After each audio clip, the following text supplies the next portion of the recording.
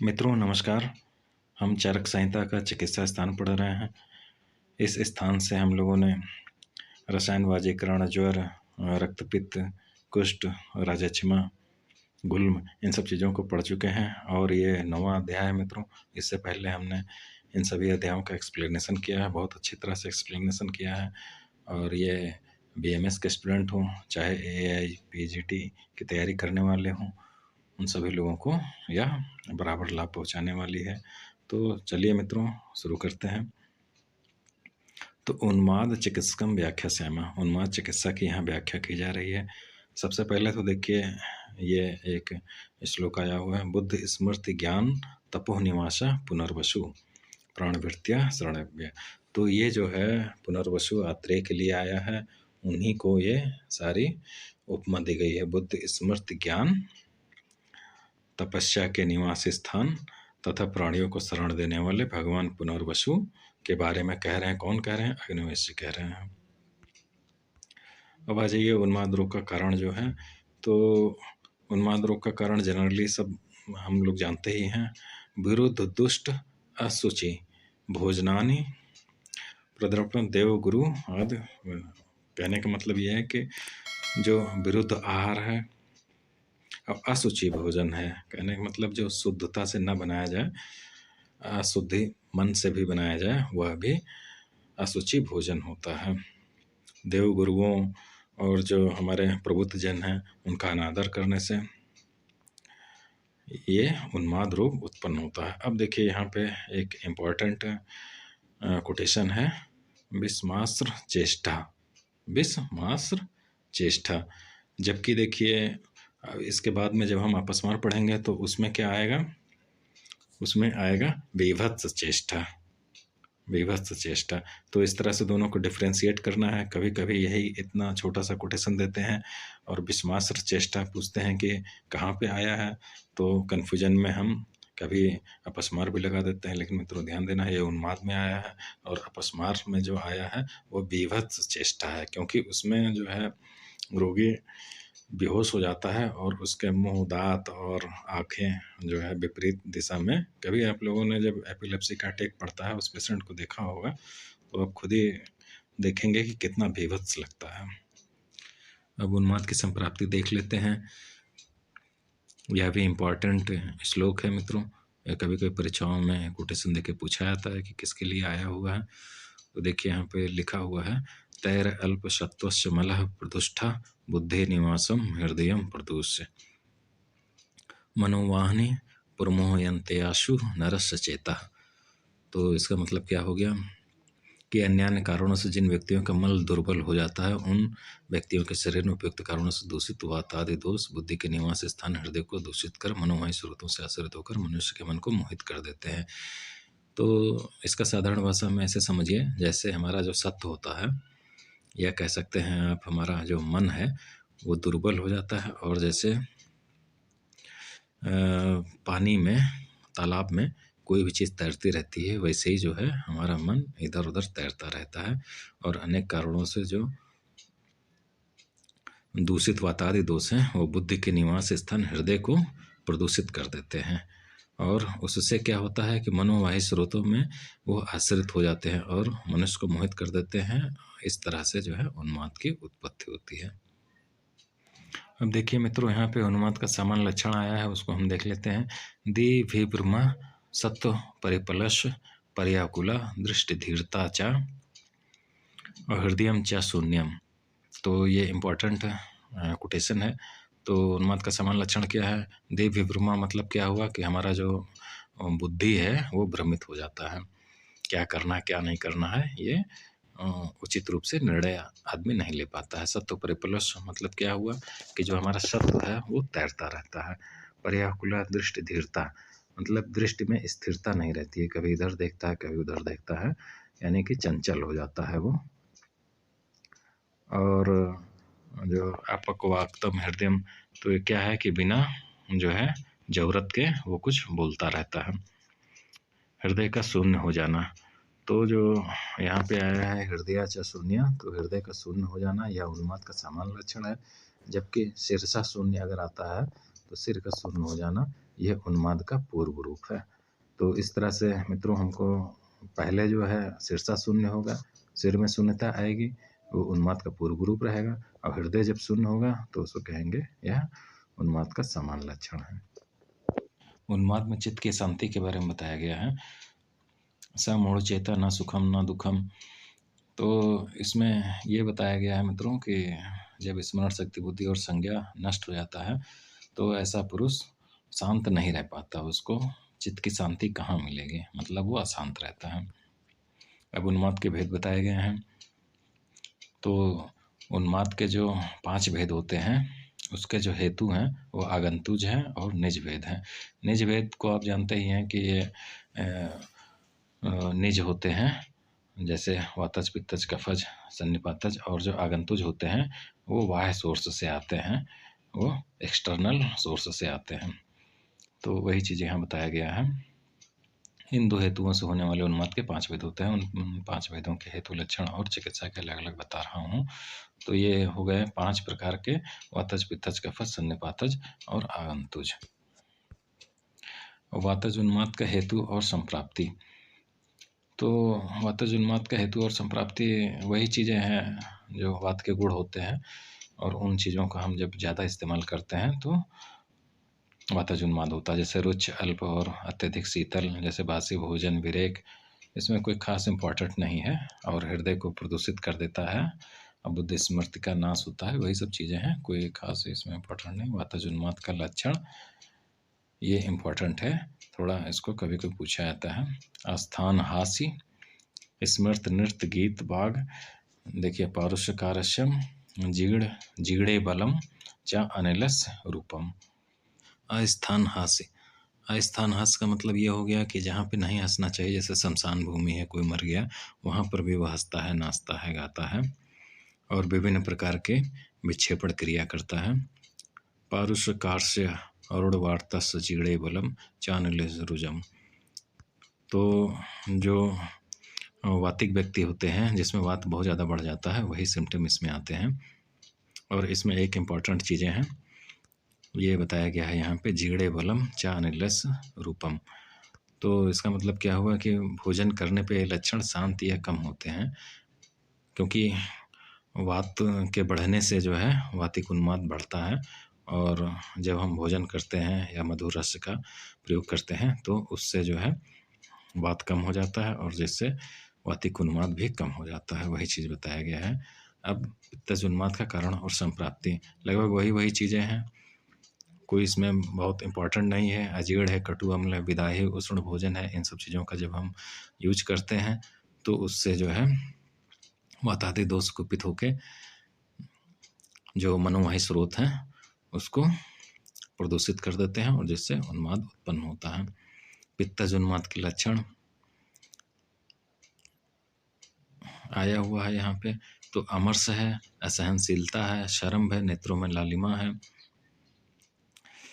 और देखिए यहाँ पे एक इम्पॉर्टेंट है नग्न भवा, क्योंकि उसमें बुद्धि और विवेक तो कुछ रहता नहीं है, तो वो नग्न भी हो जाता है, मतलब नंगा हो जाता है। और संतर्जन, दूसरों को दुखाना या धमकाना, अभिद्रवण, दौड़ते हुए चलना, और शरीर के गर्म क्रोध करना, भय, शीतल जल की इच्छा करना। चूँकि देखिए पित्तज है, पित्तज उष्ण होता है, इसलिए जो है शीतल अन्न और जल की इच्छा करता है। शरीर की कांति का पीतवड़ हो जाना, ये सब लक्षण पित्तज उन्माद में उत्पन्न होते हैं। देखिए कफज उन्माद का लक्षण आ गया है, वाक्य चेष्टितम मंदम अरोचकस नारी विवेक्त प्रियता अति निद्रा। और देखिए यहाँ पे वही चीज़ बताया गया, चा बलम चा भुक्ते। तो क्या हो गया, कफज उन्माद से पीड़ित रोगी को बोलता कम है, जब कफ ज़्यादा है उसके शरीर में तो बोलेगा कम।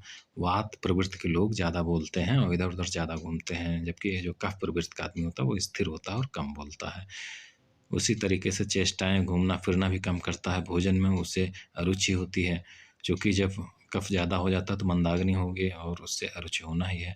स्त्रियाँ और एकांत स्थान उससे अधिक प्रिय होता है, निद्रा अधिक लगती है, मुख से लार गिरता रहता है, भोजन करने के बाद शीघ्र ही उन्माद का वेग बढ़ जाता है, नख नेत्र जिह्वा शरीर की कांति सफ़ेद हो जाती है, और देखिए एक चीज़ यहाँ लिखा हुआ है बलम च भुक्ते, और जैसे ही वो अन्न का ग्रहण करता है, खाना खाता है, तो उसका जो है कफज उन्माद वो बढ़ जाता है। क्यों बढ़ जाता है? क्योंकि जब हम भोजन करते हैं, खाना खाते हैं, तो कफ जो है बढ़ जाता है, कफ की वृद्धि हो जाती है। ये चीज़ तो हम जानते ही हैं कि बिलम चबुकते, खाना खाते ही तुरंत जो है कफ की वृद्धि होती है, और ड्यूरिंग डाइजेशन जो होता है वो पित्त बढ़ता है, और जब भोजन जीर्ण हो जाता है तो वात बढ़ता है।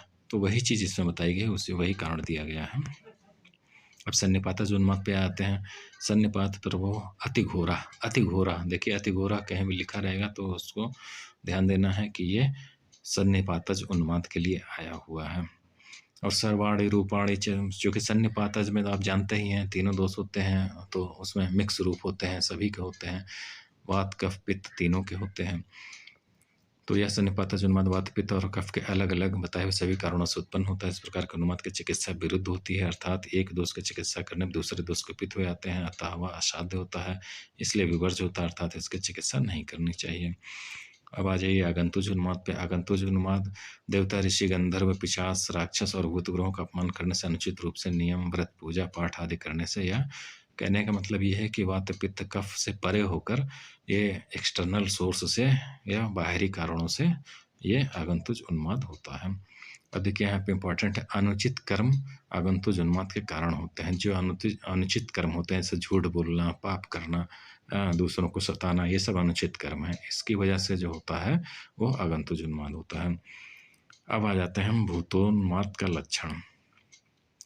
तो भूत मित्रों कभी भी लग सकते हैं किसी को, तो इसका कोई काल निश्चित नहीं होता है। उन्माद कालो अनियतर्स, मतलब इसका जो काल है वो नियत नहीं होता है, और चेष्टाएं इसके मनुष्य के समान नहीं होती हैं। मनुष्य से बढ़कर हो, ज्ञान विज्ञान, मतलब ये मनुष्य से इसका जो ज्ञान विज्ञान होता है और बल होता है वो मनुष्य से बढ़ के होता है। क्योंकि भूत है, भूत को तो जानते ही हैं आप, तो मनुष्यों के समान न हो, समय निश्चित नहीं होता, वही सब चीज़ें बताई गई हैं इसमें। भूतोन्माद में अदृश्य देवता आदि का प्रवेश, तो इसमें उपमा दी गई है मित्रों कि भूत जो है कैसे हैं, हम लोगों को प्रवेश करते हैं, हमारे शरीर में कैसे प्रवेश करते हैं, उसकी उपमा दी गई है। तो देवदाय स्वस्थ गुण प्रभावे, तो इसमें उपमा दी गई है जैसे शीशा में छाया प्रवेश करती है, या सूर्यकांत मणि में आतप या सूर्य किरण प्रवेश करता है, उसी प्रकार से ये भूत जो होते हैं वह उन्मादी रोगी में प्रवेश कर जाते हैं। अब देखिए यहाँ पे देवोन्मत्त पुरुष का लक्षण बताया गया है। तो देवोन्मत्त पुरुष जो होते हैं वो काफ़ी सौम्य होते हैं, अच्छे होते हैं, और शुभ गंध उनके शरीर से आती रहती है, तो ये कुल मिला के अच्छे होते हैं। और शापोन्मत्त पुरुष का लक्षण जो यदि गुरु वृद्ध सिद्ध आदि ऋषि आदि से अविचार से तथा विध्यान से जब कोई साप वगैरह दे देता है तो उससे ये उत्पन्न होता है। पित्तोन्ग्रत मत पुरुष का लक्षण, तो देखिए इसको थोड़ा हम समझेंगे, ये इम्पोर्टेंट भी है। पित्त ग्रहोन्मत्त पुरुष का लक्षण, ये कभी कभी परीक्षाओं में पूछा भी गया है। तो इसमें हम पिता और पुत्र के संबंध से इसको याद करते हैं। जैसे हमारे पिताजी हैं और हम अच्छा काम नहीं करते हैं, हम पढ़ने के बजाय फिल्में देखते हैं या कुछ करते हैं, तो वो नाराज़ हो जाते हैं। तो जब पिताजी हमारे सामने आते हैं तो हम क्या करते हैं, हम नज़रें जो है झुका के उनसे बात करते हैं और नज़रें मिला नहीं पाते हैं, और उसकी वजह से जो पिताजी हमारे रहते हैं वो अप्रसन्न रहते हैं, प्रसन्न रहते हैं। तो वही वही चीज़ें आई हैं, तो इसको उसी हिसाब से हम देखेंगे। जैसे पित्तग्रह से उन्मत्त व्यक्ति के नेत्रों अप्रसन्नता टपकती है और इधर उधर भी कभी नहीं देखता है, नीचे मुख किए रहता है, बोलते समय उसकी बड़ी रुक जाती है, भोजन की रुचि उसे बिल्कुल नहीं होती है। तो अब देखिए गंधर्वोन्मत्त पुरुष का लक्षण बताया गया है। तो गंधर्व सीरियल वगैरह में आपने देखा ही होगा कि देवदानव गंधर्व, तो गंधर्व जो होते हैं वो नाच गाना ज़्यादा पसंद करते हैं, मुख से बाजा बजाने वाला होता है, नृत्य गीत खान पान शान माला धूप गंध में प्रेम करने वाला होता है, रक्त वस्त्र जो है ये पहनता है, बलि कर्म हंसना, और शरीर से सुंदर गंध निकलती रहती है। तो देखिए सुंदर गंध देवोन्मत्त पुरुष में भी निकला था और इधर गंधर्व में भी निकल रहा है। अब यक्षोन्मत्त पुरुष का लक्षण यहाँ बताया गया है। तो यहाँ पे देखिए ये क्यों उत्पन्न होता है, वो यहाँ पे बताया गया है। दुजाति वैद्य परिवादिनम, मतलब ये जो है ये ब्राह्मण और वैद्यों की निंदा करने से ये उत्पन्न होता है। तो इसलिए ब्राह्मण और वैद्यों की निंदा नहीं करनी चाहिए। अगर आदमी करेगा तो यक्षोन्मत्त पुरुष के लक्षण उत्पन्न होंगे। अब राक्षसोन्मत्त पुरुष का लक्षण यहाँ बताया गया है। राक्षस को हम रावण से रिलेट करके चलेंगे। जैसे रावण था, अत्यंत बलशाली था, मांस मदिरा आदि का सेवन करता था। तो इसमें क्या है, देखिए भोजन नहीं करने पर भी अधिक बलवान रहता है। शस्त्र रक्त मांस तथा लाल फूलों की माला का इच्छुक होता है। अब देखिए ब्रह्म राक्षसोन्मत्त पुरुष का लक्षण। तो ये क्या होते हैं, ब्रह्म राक्षस जो होते हैं वो देवता ब्राह्मण और वैद्य से द्वेष करते हैं, यही इसमें इतना इम्पोर्टेंट है। पिशान्मत्त के लक्षण, तो पिशाच जो होते हैं वो एक जगह नहीं रुकते हैं और बहुत चंचल होते हैं। मन स्वस्थ नहीं रहता है, चंचल रहता है, उस व्यक्ति को विश्राम करने का कोई स्थान नहीं प्राप्त होता है। ये सब पिशान्मत्त पुरुष के लक्षण हैं। अब देखिए देवादि ग्रहों का प्रवेश काल, तिथि और आवेश करने योग्य पुरुष। कहने का मतलब ये है कि जो देवादि ग्रह होते हैं वो कब प्रवेश करते हैं, किस समय प्रवेश करते हैं और किस किस तिथि में प्रवेश करते हैं, उसी के बारे में ये बताया जा रहा है मित्रों। चार्ट बताया जाएगा और इस चार्ट में हम थोड़ा सा ट्रिक आपको बताएंगे, उससे आपको याद रहेगा ये। कभी कोई परीक्षा में पूछते हैं तो ये हमको याद एकदम से नहीं रहता और वो क्वेश्चन हम नहीं कर पाते हैं। ग्रहों के अवशिष्ट होने की तिथि में आचार्यों का मतभेद निम्न कोष्टक से स्पष्ट हो जाता है। तो देखिए मित्रों, इसमें हम केवल चरक का ही याद करते हैं, चूँकि ये इतना क्लिष्ट है और बहुत ज़्यादा पूछा भी नहीं जाता है, इसलिए सुश्रुत वाग्भट के चक्कर में हम नहीं पढ़ते हैं, केवल चरक का याद करते हैं। तो देवग्रह देखिए मित्रों, देवता जो होते हैं नंबर 1 पे आते हैं और या आते हैं तो किसी की मृत्यु पे आते हैं। जैसे तेरही होती है हिंदू धर्म में, तो उससे हम इसको रिलेट करके याद करेंगे। या तो फर्स्ट तिथि को आएंगे, शुक्ल पक्ष के फर्स्ट तिथि को, या फिर त्रयोदशी तिथि में 13 तारीख को आएंगे। फिर ऋषि ग्रह को आप ऋषि लोगों को आप जानते ही हैं कि वो 6 षड ऋषि का नाम बहुत आया हुआ है हर स्थानों में। तो षड ऋषि मतलब 6 होते हैं और या फिर 9 होते हैं। पितृग्रह को हम पिता और पुत्र के रिलेशन से हमने समझा है इसको पहले भी। तो पिताजी जब हम अच्छा काम करते हैं, अच्छी पढ़ाई लिखाई करते हैं, तो पिताजी हमको 10 में से 10 नंबर देते हैं। और वो कब देते हैं, अमावस्या को देते हैं। या फिर ऐसे आप समझ सकते हैं कि जब हम अच्छा काम करते हैं तो पिताजी हमारे लिए 10 आम लेके आते हैं। और गंधर्व गाते बजाते ज़्यादा हैं, तो उससे जो है गाना बजाना से 12 और 14 हम रिलेट कर लेंगे। यक्षग्रह के लिए आया है कि ये 2 राक्षस थे, एक-एक करके, तो 1-1 से हो जाएगा 11 और ये साथ ही साथ रहते थे, तो साथ ही साथ रहने से हम 7 ले लेंगे। और ब्रह्म राक्षस जो होता है 5 और जो है 15 तिथि को ही आते हैं। राक्षस जो होते हैं 2, 3, 8 को आते हैं। पिशाच भी 2, 3, 8 को आते हैं। नाग ग्रह और असुर ग्रह का कुछ दिया नहीं है। इस तरह से इसको हम मित्रों याद कर लेते हैं।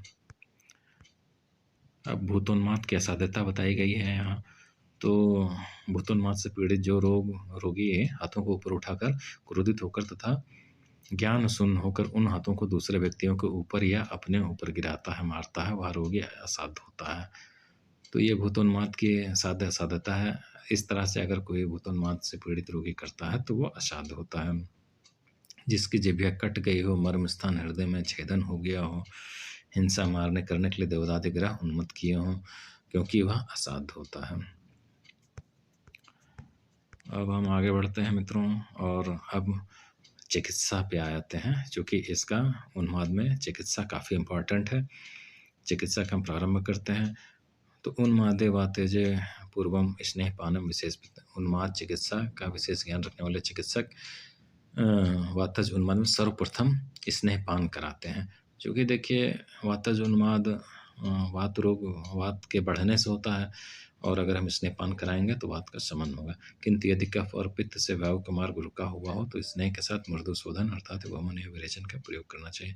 देखिए आवरण से थोड़ा बताया गया है, जैसे कफ और पित्त का आवरण हो गया है वायु के मार्ग में, तो उसको स्नेहन के साथ साथ मृदुशोधन करेंगे, जिससे जो है मार्ग में जो रुद्धता हुई है वो खुल जाए, और वमन या विरेचन का प्रयोग करेंगे।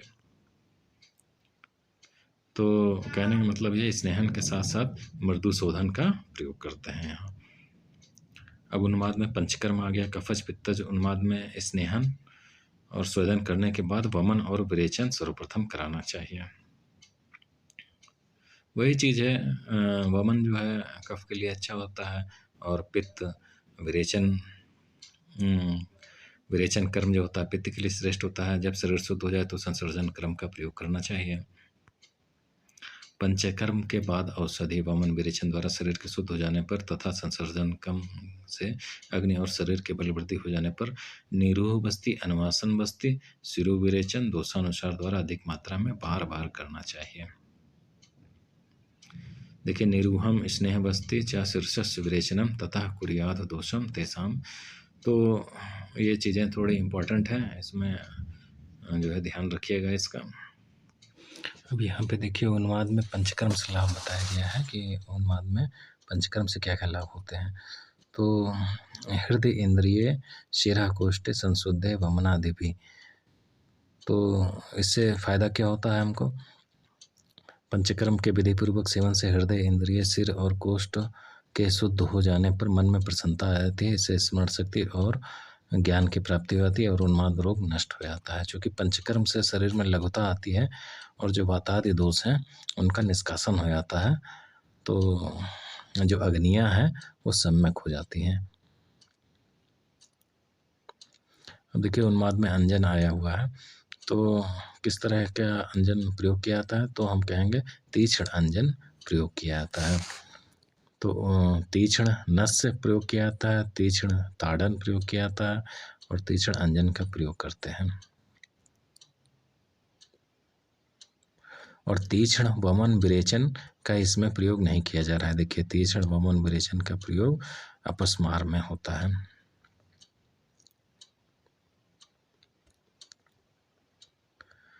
अब आगंतुज उन्माद की चिकित्सा है। आगंतुज उन्माद में धूमपान, मंत्र, बलि आदि कर्म करते हैं। अब देखिए इसमें अब इम्पोर्टेंट काफ़ी आ गया है इसमें कि इसमें कौन कौन से ड्रग और कौन कौन से योग यूज किए जा रहे हैं। तो इसमें हिंगवात घृत आ गया है। वैसे भी हम जानते हैं कि जो वात का शमन करने के लिए हींग को बहुत अच्छा माना जाता है, तो उसका यहाँ प्रयोग किया गया है। और कल्याणक घृत है, महाकल्याणक घृत है, महापैशाचिक घृत है, इस तरह से, और लसुनाद घृत है। तो इसको हम एक ट्रिक बना के याद कर लेते हैं कि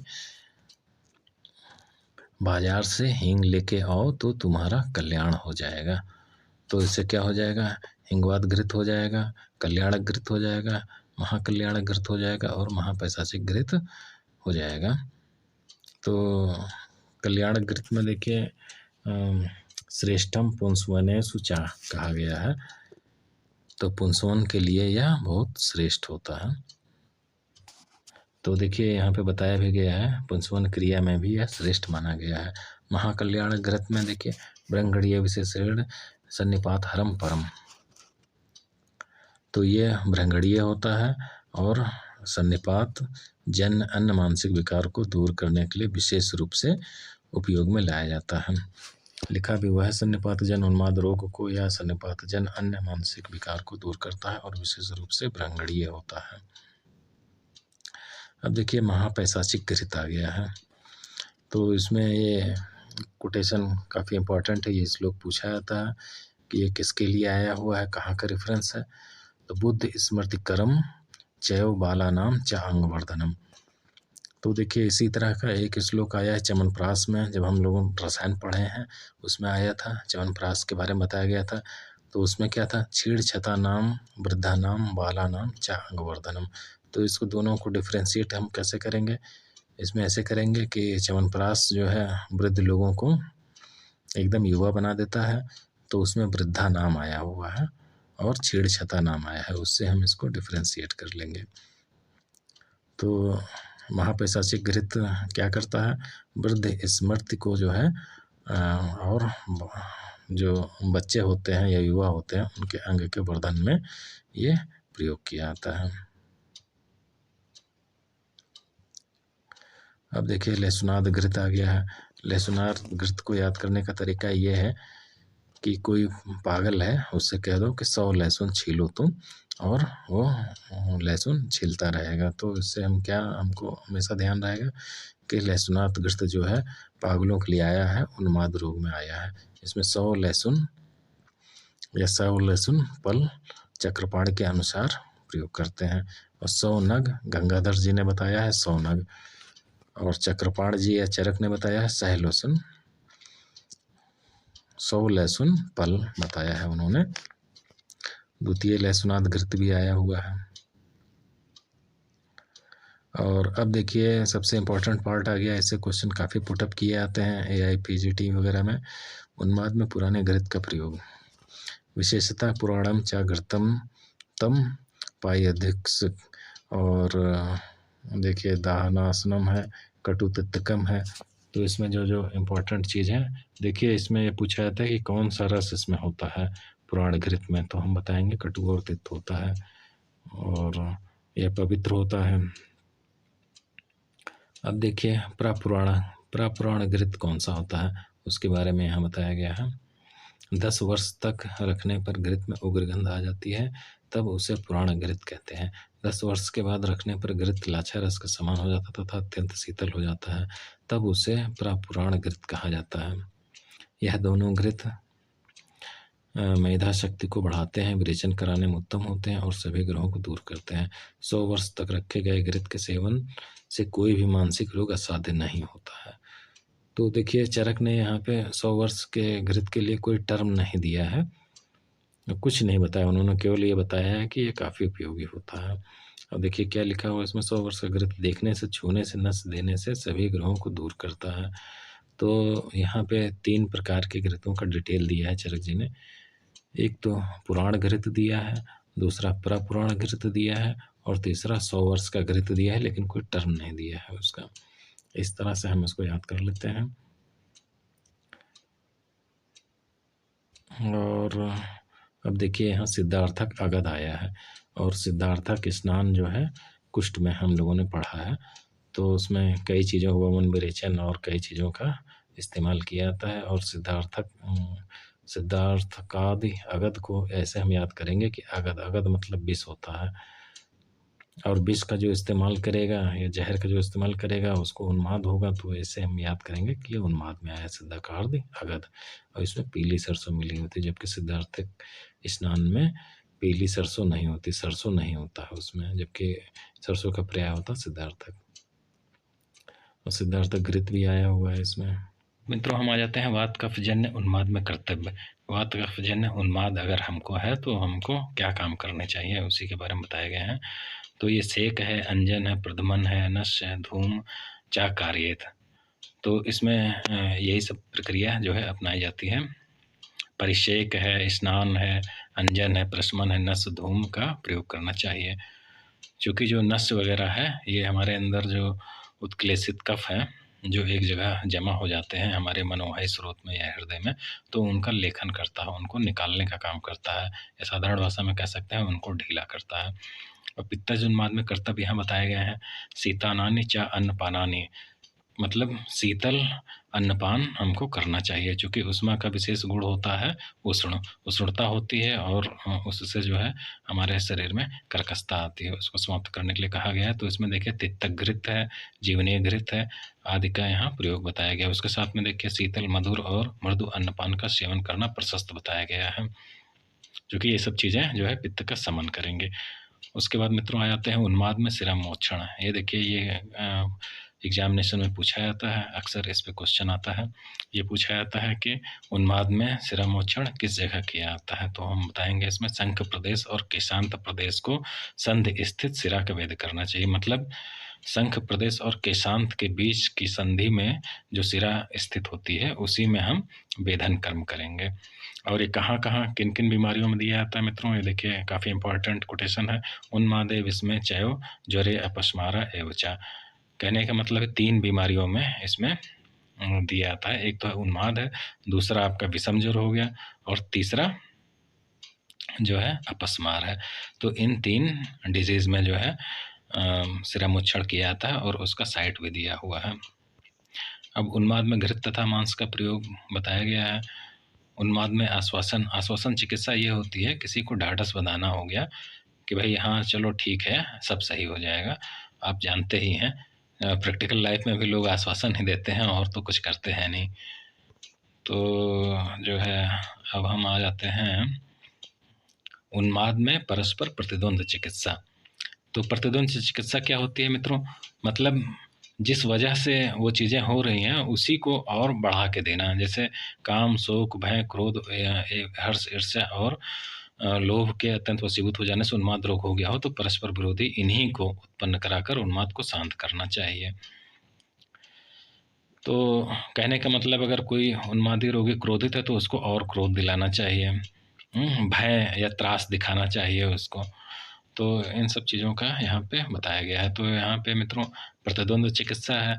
अगर कोई पूछे कि रक्तपित्त में कौन सी चिकित्सा होती है, तो हम बताएंगे प्रतिमार्ग हरण चिकित्सा। और स्वमार्ग हरण चिकित्सा भी आप लोगों ने सुना होगा। स्वमार्ग हरण चिकित्सा कहाँ कराई जाती है, तो वो अम्ल पित्त में होता है। इस तरह से मित्रों हम लोगों को जब थोड़े से चीज़ों को सादृश्यता दिखाते हुए रिलेट करके चीज़ें पढ़नी चाहिए, क्योंकि जो AIPGT वगैरह का जो कंपटीशन है या मेडिकल ऑफिसर्स के जो उसमें इतने ईजी वे में एग्ज़ाम नहीं दे सकते मित्रों। उसमें काफ़ी डीप साइड का आपको नॉलेज होना चाहिए और बेसिक चीज़ें एकदम क्लियर होनी चाहिए। आगे बढ़ते हैं मित्रों।